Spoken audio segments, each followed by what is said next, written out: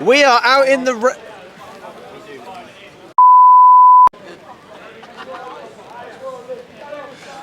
We are out in the rain after beating Ajax 5-1 in the Champions League. Before you watch the fan cam, a massive shout out to our sponsors, IPVanish, the best VPN out there. If you watch football, especially in the UK, you know there's a number of games you're not able to watch without VPN.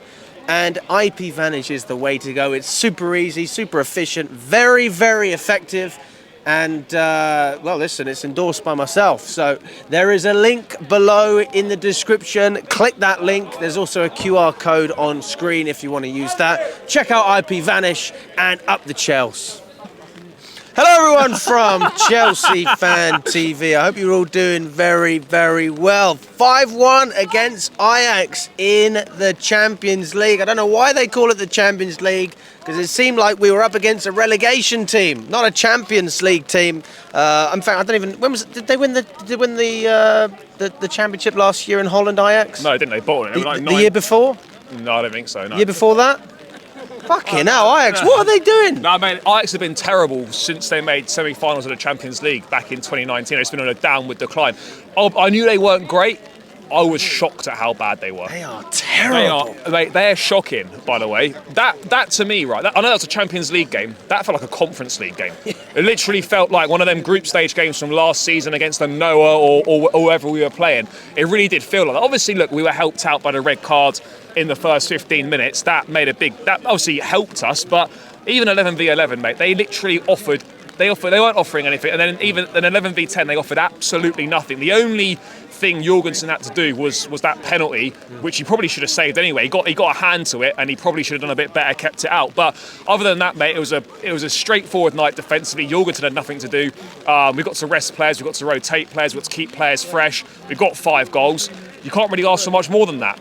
Yeah, I think all in all, it's the kind of game you need when you have a long season, and I'm not saying that you deserve to have these type of matches, because it is lucky when you get these teams as opposed to, another team that's performing well in the Champions League. But at the same time, it gives you that ability to rotate, to bring other players into the fold. We saw George get his goal, Mark Guiu as well, especially Mark Guiu. I mean, he's been a real conversation recently in terms of a player that should be starting more Premier League matches, and I think there's a real argument now because he's made an impact in his past 2 appearances as a substitute, and obviously getting his goal today as well. Yeah, mate, he will be starting. He was subbed at half time. He'll definitely start on Saturday.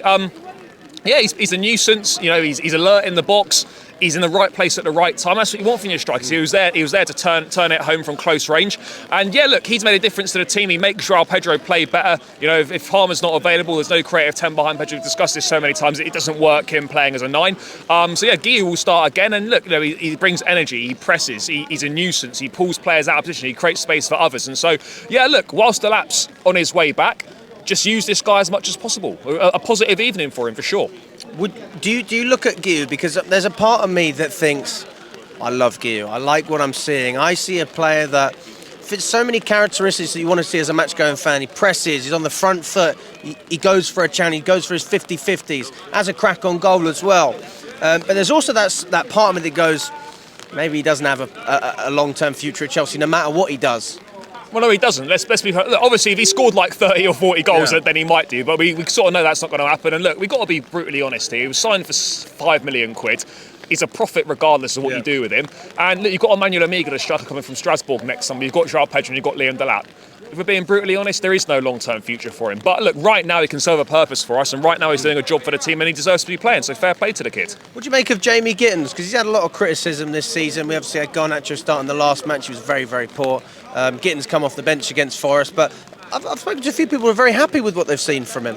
Yeah, look, mate, he was named man of the match. Was he? Yeah, I was a little bit surprised, but they weren't bad tonight, by the way. But I thought Esteval was significantly better than him. But yeah, Gittens was given man of the match. Look, he needed a performance like that. He wasn't amazing, but he looked more confident. He was taking players on. He was playing more on the front foot. He still needs to work on his decision making and when to release the ball at times. Even I know we were 4-0 up or whatever at the point, or 4-1, whatever it was. But you still got to work on that decision making, work when you release the ball. But he played with more confidence and played more on the front foot. Obviously, it gives you confidence when you're you're so far ahead in the game, you're playing against a poor opposition, you're more likely to try those things. But it's a positive step in the right direction for him, and hopefully we can see him take aspects of that performance tonight into games against Premier League sides, which are going to be more difficult. Do you like the new chant, Steve-O? Yeah, it's all right, mate. It's all right. I mean, I like it. It's easier, isn't it? It's simple. It's not original, but it's easy and it's simple. And we know that football fans at the best of times probably aren't the most intelligent. So that's a nice one for us. But by the way, he was outstanding tonight. Yeah. I didn't expect him to be this good so quickly. He's direct. He takes players on. He's got the skills. He beats a man. The penalty was superb, by the way, from him to tuck that away. And he's just a constant threat. And second half, he almost scored an unreal bicycle kick. It just went wide. But yeah, he's a fan favourite already. He just gets you excited, doesn't he? This guy is a real superstar, and someone that we need to manage, someone that we need to look after. He probably won't start on Saturday. He played the whole game. I don't reckon he will start on Saturday. But it's about managing his minutes, looking after him. He's 18 years of age, but fuck me, what a player! He is outstanding, and he's a fan. The fans absolutely love him already. Understandably, I mean, he's such a young player. He is exactly the type of profile. Sound a bit hypocritical in a way. He's the type of profile we've been criticising over the years. Oh, we're going to sign another 15-year-old from Brazil. But when you then see the potential shining through to what we have now at Stamford Bridge, every now and again, it can work. Yeah, it can work, but you got to get the right ones. And obviously, there was a lot of hype around him. Kind of a generational talent. Dubbed as sort of the best player to come out of Brazil since Neymar. And we are absolutely seeing that. Not every youngster's going to work out, but every so often, as you say, one comes along who is outstanding, and you have to do whatever you can to get him. So fair play to the club for getting this done and getting him. We've got to nurture him. We've got to look after him. We've got to develop him. But my God, he is some player. I saw him smiling when the anthem came on. I thought he is up for it. Speaking of music, though, still playing that song after each goal. I mean, part of me thought maybe they're going to get rid of it because there has been a lot of debate about it. Do you have any more thoughts on the celebrations? I mean, I'm not that fussed of all the things, that are problems at the football club, and, I just want the team to win on the pitch. Yeah. Okay, would it be better without it? Yeah, probably. Am I going to lose my mind about it? Am I going to moan about it? No, not really. I did notice after the first goal... They took their time, didn't they? They did delay it a little bit, so I wonder whether that's like a potential new thing where they allow the initial celebration and then they play it in. I did notice that. The first goal, they played it straight away, but then the subsequent goals, they sort of played it in a little bit later after the initial celebration, so maybe that's going to be something different. I don't know. Do you prefer that? Yeah, I mean, I probably do prefer it. I'll be honest, mate, I'm really not that arsed. I'd rather they delayed it a little bit, because at least let the fans have some raw atmosphere for a period. Yeah, if they want to do that, that's fine. But look, for me, I'm not really too fussed. I'm not that bothered. What about the back line? What was your take on that? Because we saw another fair amount of rotation today all along the back line. Yeah, I was a bit surprised to see Caicedo at right back, but apparently Gusto was ill, so that's why he wasn't there. Achimpong obviously rested for the weekend. Yeah, I felt the back line were good. They didn't really have anything to do. They were solid. They dealt with what they needed to deal with. It was very limited. Obviously, Tosin giving away the penalty was a poor foul. But other than that, mate, I felt they were all fairly solid, and it was it's a pretty chilled evening for them. Literally barely tested whatsoever. Fofana back in there as well. Even though he's fit now again, do you still look at a player like Achimpong and see him starting ahead of Fofana against Sunderland? Achimpong will start against Sunderland. It's now a case of who partners him. Does he go Tosin, Chalobah or Fofana? I think we're at a point now where Achimpong's impressed so much that it's a case of now who partners him rather than whether he plays. I think he has to play, and we now have to make a decision on who partners him out of Chalobah, Tosin and Fofana. Personally, for me, I probably would go Fofana or Achimpong, but I think for some games where there's maybe a bit more physical presence, he might go Tosin. But Maresca seems to really like Chalobah as well. So it's a tricky decision to make, but it's a decision that he needs to take, and we've got to go with a partnership and stick with it, because one thing you don't want to be doing is chopping and changing your centre-back pairing every single game. It's quite the compliment for Achimpong, but also such a young player getting the nod straight away, not just from the manager but from the fan base. Shows that he's obviously won a lot of people over. What is it that Achimpong brings that makes you think, right, he needs to start? I think he's calm, he's composed, he brings the ball out well, he's good on the ball, he reads the game very well, he's a threat in the box. Yeah, he's just a confident player, mate. And right now, he's doing better than the other centre-backs, so he has to be playing. And I think, Cobham is known for producing great players, but one thing we produce better than most people are defenders.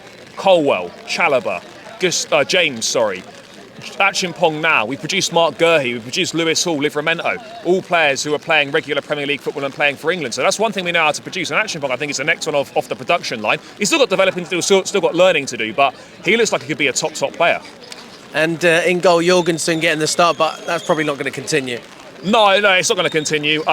He was fine tonight. Had very little to do. Should have done better with a penalty save. But yeah, Sanchez will be back in. I think it's just a rotation situation for this game. Yeah. Just going into the Sunderland game, the one thing I've heard recently is that they're the team after Brentford that take the most long throws. And by the way, this is a theme I love. I think the long throws are something that needs to become a bigger part of modern day football. Yeah. I think they're seriously underrated.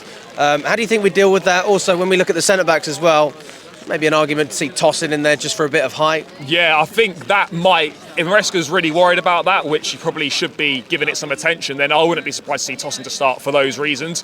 But we've got to deal with that. We've not dealt with balls into the box particularly well on occasions this season, and now Sunderland are going to launch a lot of them in on Saturday. We've got to be switched on, we've got to be alert, and we've got to be at our best defensively. Otherwise, they will get a goal or two from those moments potentially.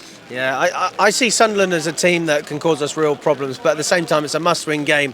Coming up to the international, because we've got another international break, can you believe it, coming up. Like, what's your take on that run of games? Obviously, we've got Carabao, we've got Tottenham, Sunderland, and Wolves again. Wolves in the twice. cup, Well, Wolves and twice. in the league. Yeah. Look, it's games that we should be winning. You know, we're 4 in a row now in all comps. If you go Benfica, Liverpool, Forest, and this one, let's make it 5 against Sunderland. We should be beating Wolves in the Carabao.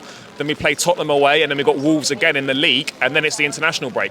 Mate, I'm looking at 100% record in those games. That's what we have to be going for. That's what we're capable of. And you've got to start putting the points on the board, getting that consistency going, and making sure that we're solidifying our position in the table, because that's when it's going to start taking shape November to December time. We've got to put ourselves in the best position possible and take advantage of the run of fixtures that we've got. Big up to you, my friend. Thanks so much. Nice one. Pleasure. Good to see you, Charlie.